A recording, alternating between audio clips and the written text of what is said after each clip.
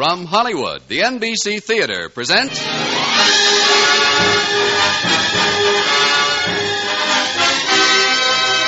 Screen Director's Assignment. Production Suddenly at Spring. Director Mitchell Lyson. Star Fred McMurray.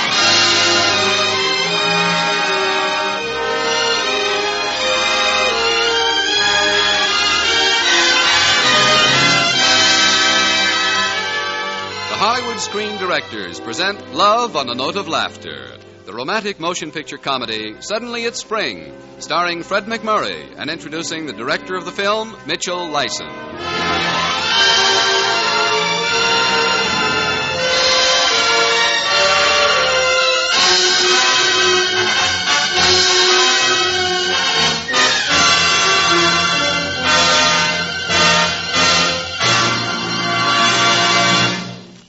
Our guest screen director tonight literally rode to success on a drawing board.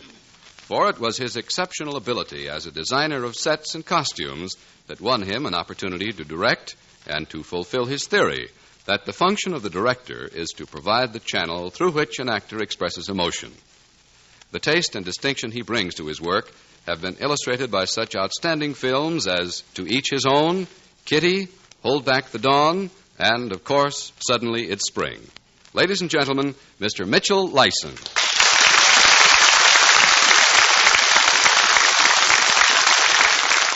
Thank you. You know, this is a fine opportunity to clear up a little misunderstanding. I've been accused of being a disrespectful character when really I'm not. It's just that I have a passion for seeing austere dignity flipped right on its shell pink ear. To me, that's largely the fun of making comedies. For instance, take Suddenly It's Spring. What could be more undignified than a couple of very proper law partners who also happen to be a husband and wife playing a cross-country game of tag? Now, here's the story, starring Fred McMurray in his original role of Peter, with Virginia Gregg as Mary.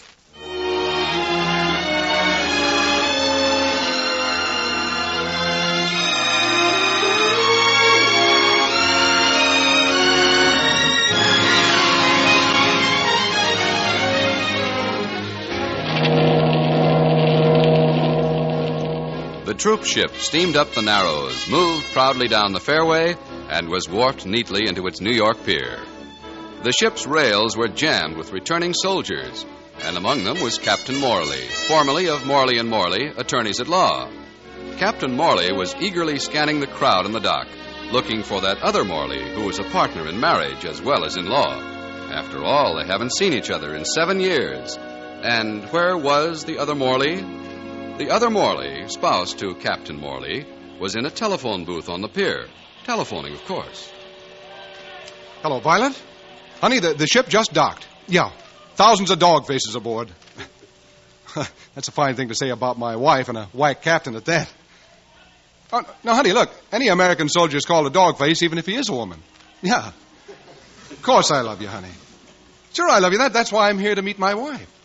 I'll get her to sign the divorce consent the minute she's in the apartment and a bit settled, huh? Yeah.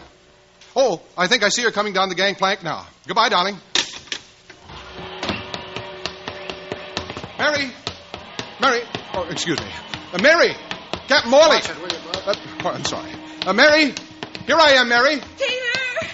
You're here, Captain. Peter, darling, how are you? Hello, Mary. After all these years. Mary, you have a nice boat ride? Is that all you can say after our being apart 7 years?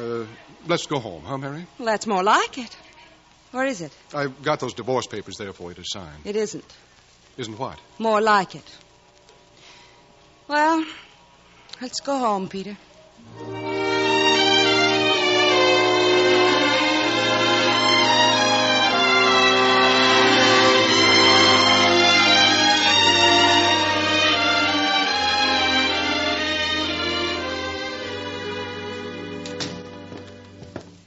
Home again. At last. Yeah, home at last. I'll get my things together and move out right away. Peter. Hmm? Peter, we haven't seen each other since 1942. Are you absolutely sure we want this divorce? Why, yeah. Aren't you? No. I've changed my mind. I'd like to save our marriage. And quite aside from that, I'm in the Army teaching whacks how to make their marriages work, and my own husband's demanding a quick divorce. How does it look? Well, I wasn't demanding, Counselor. I've got to go about it in this way. As long as you're in uniform, I've got to get your written consent to the divorce. But I won't be in uniform forever. Can't you wait until I'm out of the Army and help me save my face a little? Maybe we better talk about this later. What are you doing for tonight? Nothing in particular. Well, how about having dinner with me? Are you being nice to a returning serviceman? I'll pick you up at 8. We'll go to the Moonlight Terrace. Remember the Moonlight Terrace? Yes.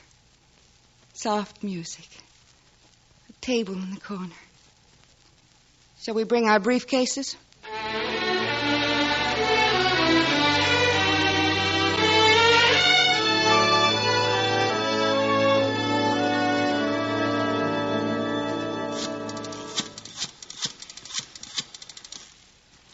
Hello, Violet? Yeah, I just left her in our apartment. Her apartment, I mean. But I'm moving out, I tell you. Oh, yeah, she looks all right. Lost 15 pounds in the Army. After all, I dropped 30 pounds myself in the Pacific. I ought to drop the other 170 in the Atlantic? Oh, Violet, that's not a very kind thing to say. I'm doing my best to get Mary to sign that divorce consent. I'm having dinner with her tonight, and I'll get her to sign then for sure. Sure. Oh, sure, you can go out with Jack Lindsay. That's only fair. Besides, Jack is my best client. Yeah. Well, have fun and give Jack my best. Yeah. Bye-bye, baby.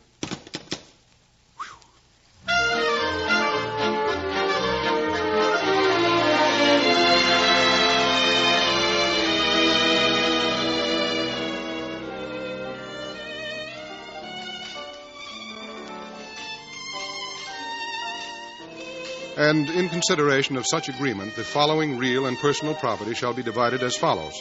1 cooperatively owned... Mary. I'm listening, Counselor. 1 cooperatively owned apartment, Mary. 1 beach house with location as specified in... Hey, Yasha, why don't you take that fiddle of yours and go watch Rome burn? Peter. Peter, why don't you order pumpkin? Philistine ignoramus. Peasant.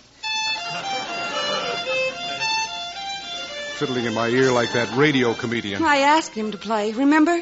Suddenly it's spring. Oh, yeah. Well, let's see, where were we? 1 piano, baby grand, Mary. 1 combination radio phonograph, Mary. 1 washing machine, Mary. Doesn't Violet wash? 1 combination chess and checkers set, me. I thought Violet had sex appeal. Now, Mary. Now you sound like that radio comedian. Mary, I took you to dinner here for a serious chat about jumping Jupiter. A favorite steeplechase horse of mine, jumping Jupiter. Mary, look, I've got to go and make a phone call, a very important phone call. Excuse me, I'll be right back. Now let's look around and see what made Jupiter jump. Well, good evening, charming and beautiful Who's It? But wasn't that Peter Morley, the eminent attorney, who just fled this table? Why, yes, it was. Well, I'm Jack Lindsay, his richest and handsomest client, and this is Violet Fay. I'm Mrs. Peter Morley. I'm in trouble. Tell me, Violet, what do you hear from my old man? Hello, head waiter. This is Mr. Morley. I'm calling from the cloakroom. Now, look, will you take a telephone inside to Mr. Jack Lindsay's table? He's with a lady. Now, I want to talk to the lady. Thanks. Hello, Violet. I want to warn you that the brunette sitting alone at the table near the bandstand is Mary, my wife. Oh, you're Mary, my wife. They came over to our table, huh? Well, it's grand. Violet looks just like Miss Emily Borda. Who's Miss Emily Borda? Oh, Miss Emily Borda of 1929. Oh, don't be catty, Mary. Look, put her on the phone, will you? That's a good scout. Whack, I mean. Oh, Lord. Oh, Violet? Violet, this is Petey Pie. Now, look. No, Violet. Is it my fault that Jack just happened to take you to the Two-Light Maris? I mean, the Mine-Toot Laris? Never mind. Mary and I were just going over the settlement papers. Yeah. Oh, I'm sure I'll get the consent signed tonight. No, I won't go home with her. Don't worry. Well, all right. I'll get her to sign in the morning when she's got cold cream on her face. Is that all right? Well, I'll spend the night with Jack. Okay. I'll take you home first, and then I'll spend the night with Jack. Okay. Let me talk with Jack now, will you?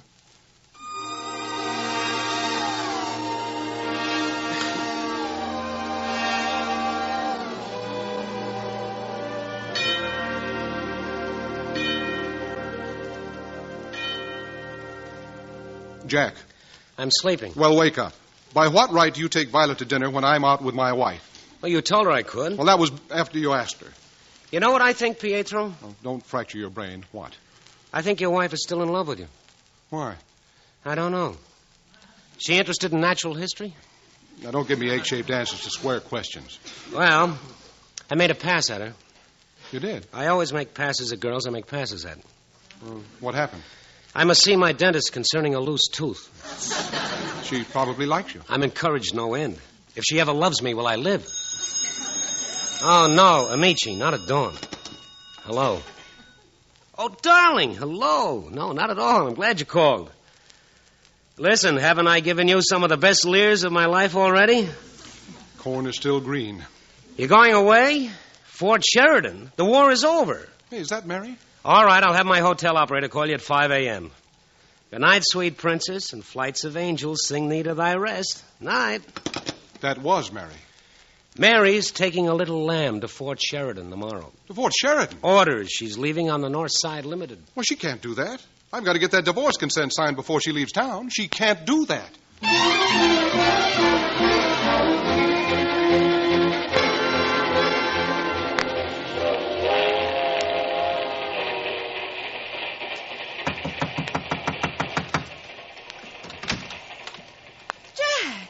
What on earth are Listen, Peter's on this train, too. Peter? Now, Mary, if you make any attempt to hold your husband, you're making the mistake of your life. Now, let him go. Sign those papers and get him out of your beautiful hair. You're young. You've got a right to love and marriage. With me, of course. Mary, Oh, hello, Peter. What were you two talking about? Each other. Jack, old boy, would you mind if I had a word alone with my wife? Remember what I told you, Mary. Make everybody happy. You know, I think he's fond of you in his bungling way. Good catch. I'll unpack if you don't mind. You're back in uniform, I see. I hate traveling in a low-cut evening gown, don't you? Counselor? Sorry I I'd had like... to leave New York in such a hurry. A new assignment. Advising wax at the Fort Sheridan Separation Center in the art of being happily married. Well, I'm making a stopover in Detroit. Perhaps you'd like to join me there. I'm getting off at Harmon. And all I want for you to there do is seem to be so many misunderstandings these days. Mary. Marriages break up for no tangible reason. Yeah. Now, Mary, would I'm you... just wondering if too many married couples give up too easily without giving their marriage every possible chance to survive. And in my work at Fort Sheridan, I'm going to stress the fact that out of every marriage in the United States...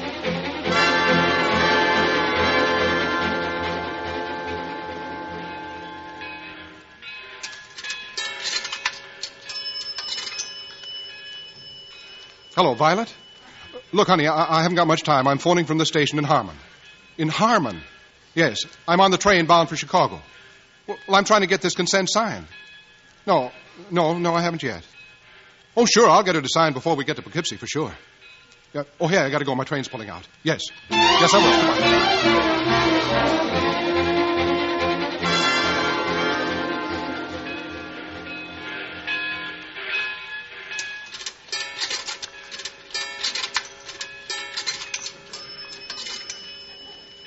Hello, Violet. I'm in Poughkeepsie. No, Violet, not yet, but, well, look, I can't help it. Things keep on happening. People keep on interrupting, and then my fountain pen doesn't write, and when I try to borrow a fountain pen... Peter! Go away, Jack, will you? That was Jack, darling. Pietro! Violet, look. Violet, are you there? Come in, New York. Come in, New York. Pedro, my friend. No, she hung up on me. Also, your train has departed. Gone? If you're more comfortable with monosyllables, gone, yeah. Oh, it doesn't matter, Jack. I can see now. Mary will never give me that divorce while she's in uniform. Yes, she will, or I'll die trying. Now, look. Mary's stopover in Detroit gives us a chance to get back to LaGuardia and beat her to Chicago by plane. And what does that get us? The Bendix Trophy? You could persuade Mary to sign that consent if you'd only use your head. Now, stop taking her to dinner. Stop calling her darling and consular. Up to now, you've been turning on the charm like a cover boy, so the more you're around, the more she wants you around. Oh, so what do I do? Poke her with sharp sticks? Well, there must be some certain type of man she can't stand. If you're as repulsive to her as I'm sure you are at heart, she'll drop you like a hot brick. You know, that might work at that. Sure it will. Get repulsive. You can do it. Pour it on. Pour it on? Yeah, pour it on. It's wonderful of you to help me like this, Jack. So unselfish. Like a bat borrowing blood. Poor Mary, she'll hate you in Chicago, thanks to little Jackie. Yeah. Peter Morley, the louse that Jack built.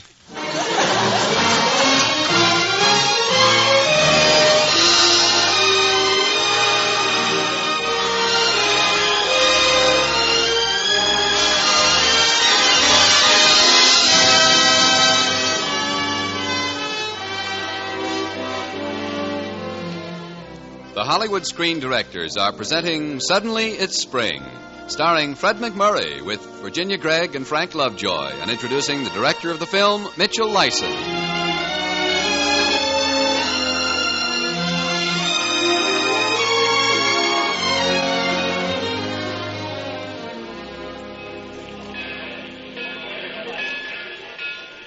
Well, there's Mary now, Peter, surrounded by newspaper men and that whack major.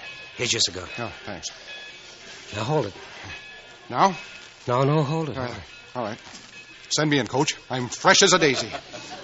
Now, don't forget, blow cigar smoke in everybody's face. Yeah. You ready? Yeah, ready. Be beastly. Right. Let's go. Yee-hoo! Mary! Hey, Mary, look who! Superman, remember? Peter, for heaven's sake. Welcome to Chicago, hog butcher of the world, baby. Come on, give me a great big smacker, huh? Peter. Please, Peter. How do you like her, folks? The little woman. All we had in the Pacific was coconuts. Captain Morley, what is the meaning of this? It's all right, Major Cheever. This is my husband, Peter Morley. Mr. Mary Morley to you guys and gals. Mr. Mary Morley, attorney at law. My card, folks. Here, boy, take the card here. If you ever get in a jam, look me up, folks. Take the card. Major Cheever, reporters, photographers. How are you, Mage? Knock those chips off your shoulder, eh, Mage? Well. Come on, little woman. We got matters to attend to. Long time no see, except the coral sea. Some joke,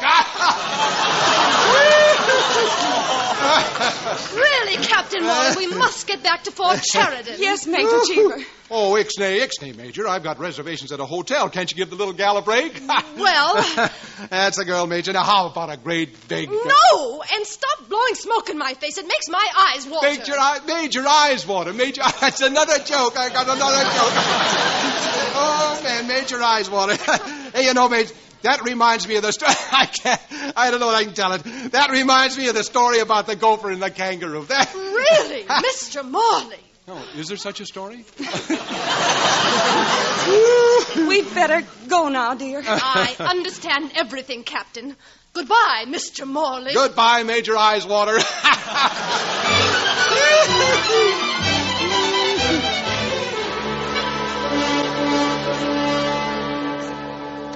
And now behold the bridal suite. Love seats drenched with costly perfumes from That'll Zanzibar. be enough, Peter. Lamps shedding filtered moonlight.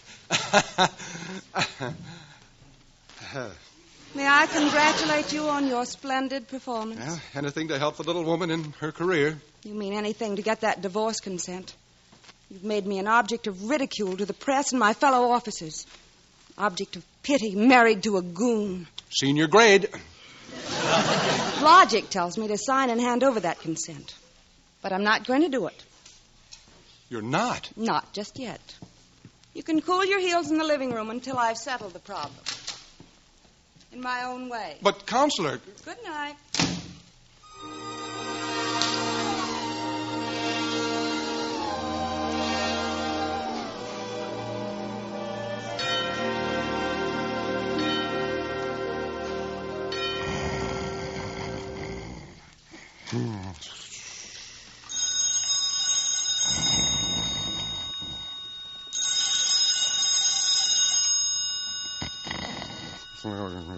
Peter, answer the telephone. It's right beside you. The phone? Oh. Hello? Oh, Violet. You're down in the lobby. What are you doing down in the lobby? How did you know we were... Oh, Jack told you, huh? No, don't come up yet. I am not. I just loosened my tie a little, that's all. Peter. Now, wait a minute, Violet. Please have a call back in a minute. I'd like to talk to you. Yeah. Call back in a minute, will you, Violet? I'll be free to talk then. Come in here. I dasn't. You come in here. All right. I'll come to you. I don't have commitments elsewhere. You want your freedom very much, don't you? Well, don't you think it'll be best all around? Well, I hate to see the person I think you are going to pieces before my eyes, just for the sake of my signature on a piece of paper. I don't like to see you lose your dignity like that. And it's partially my fault. I suppose I should let you go without a fight, except that I found out I'd never fallen out of love with you. It's all over now. Being in love still? Fighting to hold on to you. If you really want to go, here's the divorce consent all signed. That is, if you really want to go. Peter? Yes? Yes, Violet. Yes, it's all signed.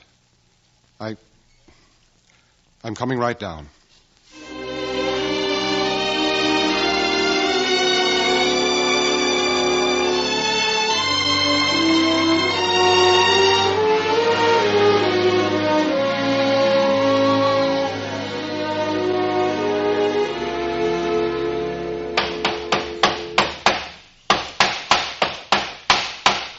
There.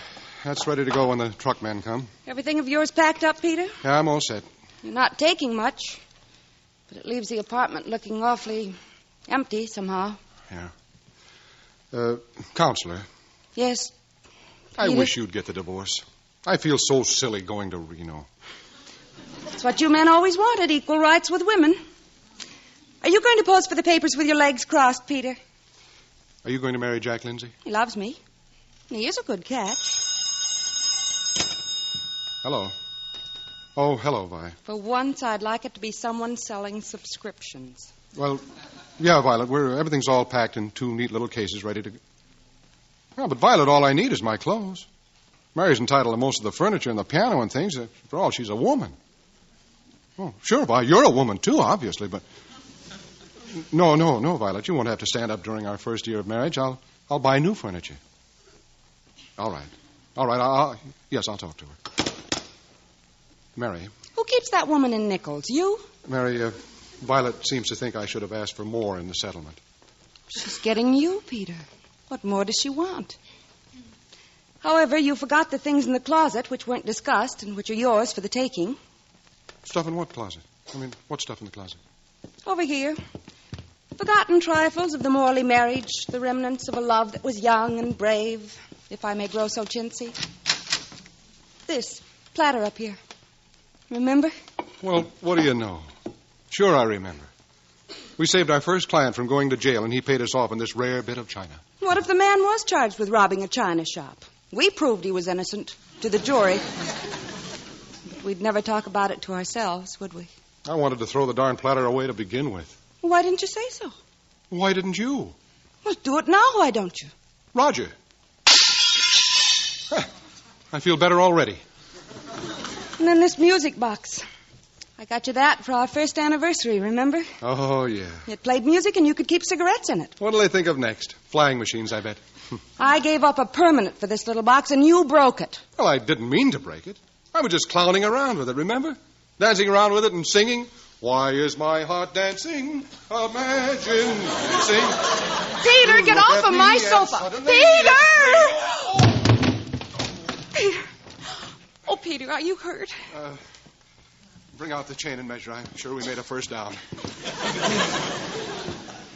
All right. Well, what else in the closet? Oh. What? This. It's hurt us more than anything else. Oh. You bought me this layette. It was so sweet. You're doing it.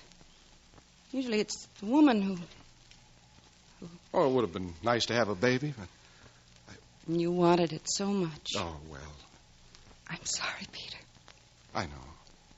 But instead of going into your shell and trying to lose yourself in your work, you could have given me a chance to prove it didn't matter. It mattered, all right. Yeah, but we could have talked it over. We could have adopted a baby, or maybe a couple of them. Isn't it strange, Peter? Everything we've taken out of this closet proves that there'd have been no misunderstandings in our marriage if we'd been honest with each other. Even this music box. I wanted to have it fixed, but you claimed you hated the tune. Hated it? I liked it. But that broken box got to be such an issue you wouldn't admit it. Well, people are children, you know. Well, you keep the music box. Oh, no. No, you keep it. No, but I bought it for you. No, I want you to have it. Here, take it. I wouldn't think of it. Take it. No. Oh, I'm sorry. Peter. Hey. You fixed it. Listen. We fixed it. All it needed was a shaking up, just like people. Oh, Peter, isn't it sweet? It's like it used to be. And to think it's been in that dark closet all these years when all it needed was to be shaken up.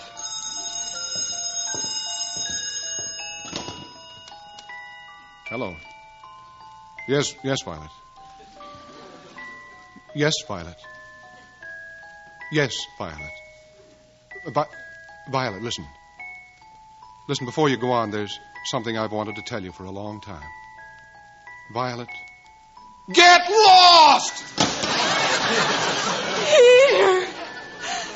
That was the loveliest thing I've ever heard you say. My wonderful good man. Senior grade.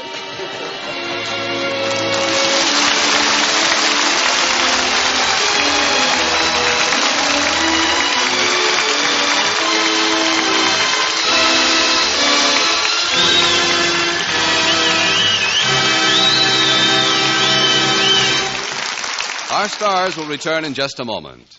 Next week, the NBC Theater dims the lights and loads its guns with laughter to bring you The Ghost Breakers, starring Bob Hope. And now, here again are Fred McMurray and Virginia Gregg and screen director Mitchell Lyson.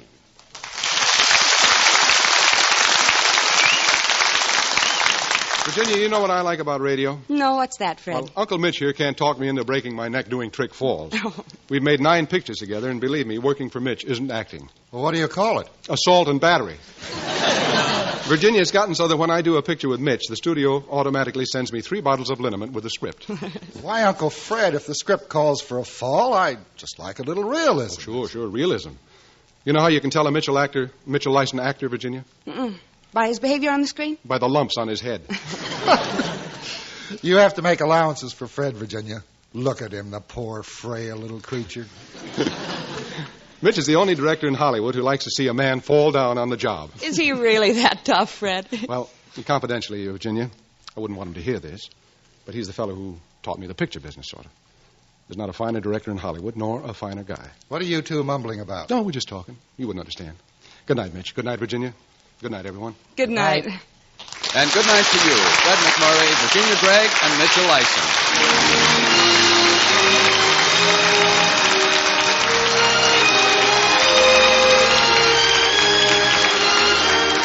Suddenly It's Spring was presented through the courtesy of Paramount Pictures, currently releasing Alias Nick Beale, starring Ray Milland, Audrey Totter, and Thomas Mitchell. Fred McMurray can currently be seen with Madeline Carroll in Don't Trust Your Husband, a James Nasser production. Mitchell Lyson's next Paramount release will be Bride of Vengeance, starring Paulette Goddard, John Lund, and MacDonald Carey. Included in tonight's cast were Frank Lovejoy, Hal Gerard, Margaret Brayton, and Dan Riss. Suddenly It's Spring was adapted for radio by Milton Geiger, and original music was composed and conducted by Henry Russell. Production was under the supervision of Howard Wiley, associate producer Ray Dietrich. Your announcer has been Frank Barton. Listen again next week when the NBC Theater presents Screen Director's Assignment. Production, The Ghost Breakers. Director, George Marshall. Star, Bob Hope.